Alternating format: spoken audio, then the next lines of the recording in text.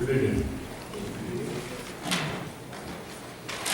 I want to thank the Tea Party candidates and committee for having us here. It's something I think we need. America's a great country. We get a say in who we want to run our government and all others. And that's what I like about America. We all have a say about it. This is my first bout of politics. I'm not a politician. I'm definitely not a public speaker, so bear with me. I'll give you a little bit about my background. I've been married 32 years to my wife, Robin. She's an RN. I'm from Lapeer.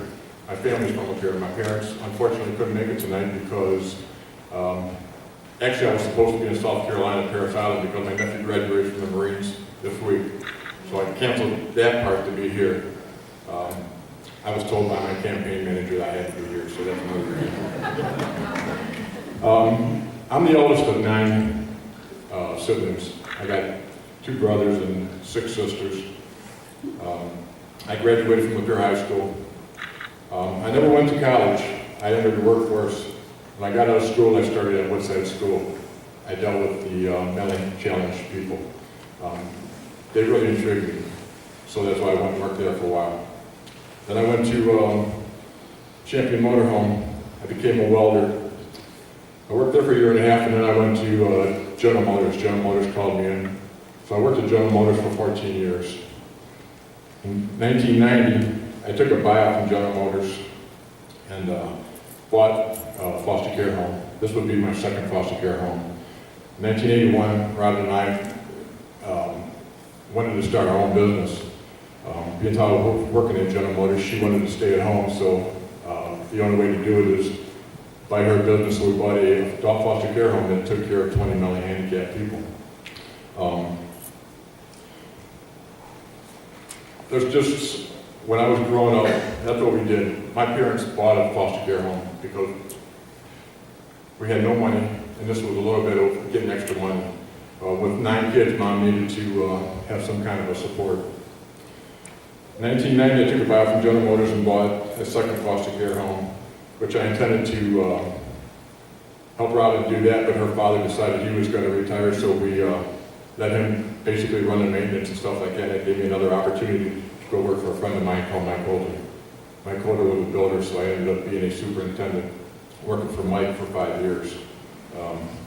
I started in the trenches and I worked my way up.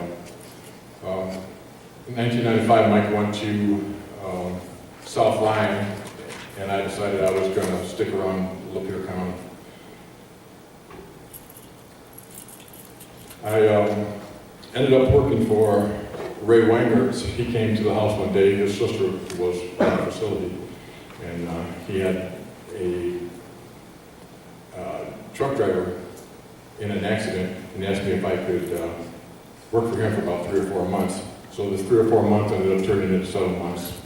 I did truck driving for 4 months, and then all of a sudden, after that was done, I was going to quit, and then he decided he wanted me to be a superintendent for setup management setup.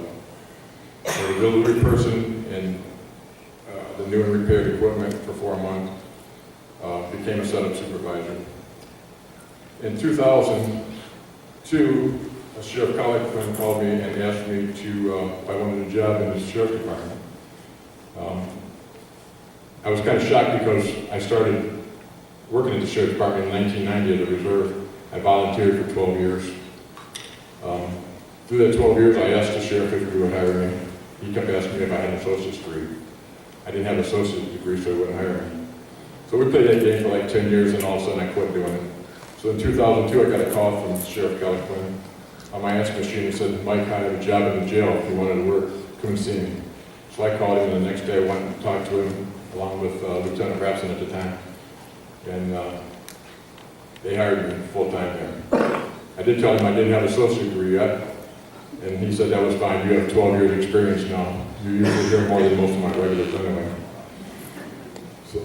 So I'm still a corrections officer. I've been there 7 years as a full-time corrections officer working in the jail.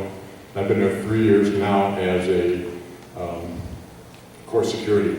My job now is taking care of the judges, taking care of all the employees at the court, making sure that the inmates get transported to the court, through their hearings and then back to the jail. 2005, partners and I, along with my wife, built the Pines of Lapeer Assisted Living. That's on Suncrest Drive. We have a 20-bed adult facility to take care of senior citizens. In 2006, I started PCOS, which is Professional Court Officer Services. That job consists of doing evictions and seizures that the sheriff used to do. And when the economy got bad, the sheriff decided he wasn't going to do civil anymore, so that left a opening open for another job opportunity for us to serve the public, because the county of Lapeer people need to have that service.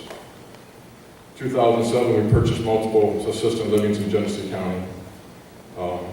2009, we built the Pines of Lapeer memory care facility to take care of the dementia and Alzheimer's senior citizens. 2010, we started labs, Lapeer Alcohol and Drug Screening. I think that business has and will have a big impact on our community. We have a huge heroin problem in Lapeer County. I will work with the prosecutor to see that we get awareness out to our young people and to the people of the community. We need to stop our young people from killing themselves with drugs. We need to prosecute any drug dealers to the fullest. This is part of the interacting with local agencies.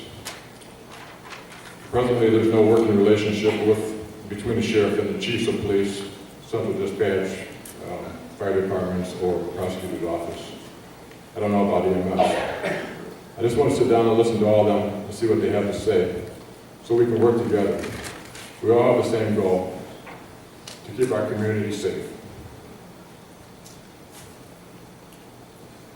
I have talked to some of the chiefs of police and fire. They're ready for a change.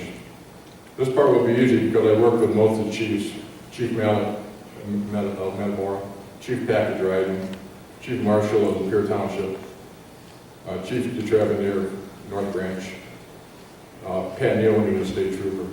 So it's going to be easy to do. The Sheriff's Department lacks leadership. If we had leadership, we would have organization and accountability, both personally and financially. The department basically runs itself. Leadership starts at the top. Accountability also starts at the top. We need a full-time sheriff, not a politician. I will be a full-time sheriff at the department. I will run it as I have run my successful businesses. There will be accountability at all levels. Think about this. Lack of organization causes confusion. Confusion lowers morale. Low morale results in discipline problems and absenteeism. Right now, that's what the Sheriff's Department is. We have good employees, they just need leadership that they can trust. We need a change in all levels of our government. Kalanquin has been in office for 31 years. That's long enough. With my business background and law enforcement experience, I will make a good sheriff. Please support me in this important campaign.